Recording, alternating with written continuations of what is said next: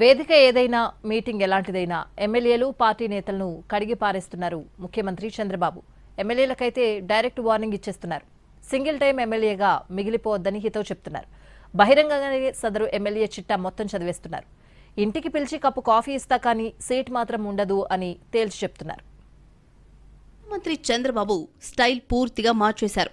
ఇదివరకు ఎమ్మెల్యే లేదా నేతలను ఒక మాట అనాలంటే 1కి 10 సార్లు ఆలోచించేవారు. పార్టీకి లేదా ప్రభుత్వానికి నష్టం జరుగుతుందా అని మదనపడేవారు. ఇప్పుడు అలాంటి పరిస్థితి ఏం లేదు.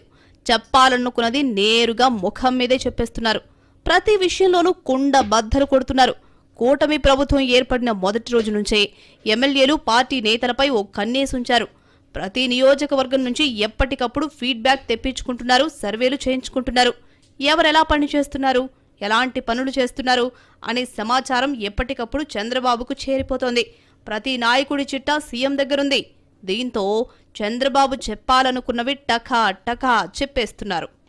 కొంతమంది ఎమ్మెల్యేల పనితీరు బాగలేదు, అందులో ఎలాంటి డౌట్ లేదు. కొందరు ల్యాండ్, శాండ్, రియల్ ఎస్టేట్ ఇలా రకరకాల మాఫియాల్లో ఇరుక్కుని ఉన్నారు. ప్రజలతో, కార్యకర్తలతో కనెక్టివిటీ దెబ్బతింది. ఇది చంద్రబాబుకు ఆగ్రహం తెప్పించింది. దీంతో తాను చెప్పాలి అనుకున్న విషయాన్ని డైరెక్ట్గా చెప్పడమే కాకుండా ఎమ్మెల్యే పనితీరు బాగాలేకపోతే మళ్లీ ఎన్నికల్లో టికెట్ ఇచ్చేది లేదని తెగేసి చెప్పేస్తున్నారు. ఎమ్మెల్యే పనితీరు ఎంత దారుణంగా ఉందో, ఏ అంశాల్లో వెనుకబడి ఉన్నారో అంకెలతో సహా వివరిస్తున్నారు. దీంతో ఎవరు పనిమంతులు, ఎవరు కాదు అనే విషయం క్లారిటీ వస్తోంది. సీఎం ఇలా మొహం మీదే చెప్పడానికి కూడా కొన్ని కారణాలున్నాయి.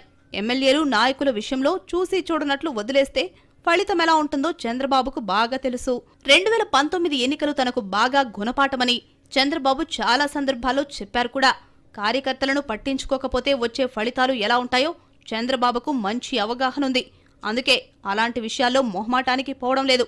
చంద్రబాబు టార్గెట్ 2029 ఎన్నికలు ఖచ్చితంగా గెలవాల్సిందే.